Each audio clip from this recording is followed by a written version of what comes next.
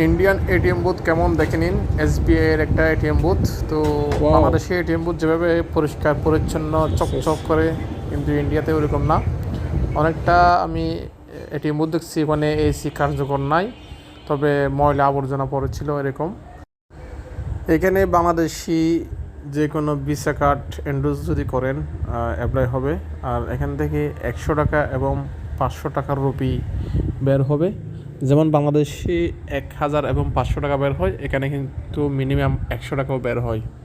তো এখন আমরা সেভিং একটা কার্ড দিয়ে, সেভিং অ্যাকাউন্টের কার্ড অর্থাৎ ইসলামী ব্যাংকের ওই অ্যাকাউন্টে টাকা রাখছি এবং কার্ডটা এন্ডোর্স করছি, এবং ইন্ডিয়া থেকে পার্সেস এবং এটিএম বুথ থেকে টাকা তুলতে পারছি।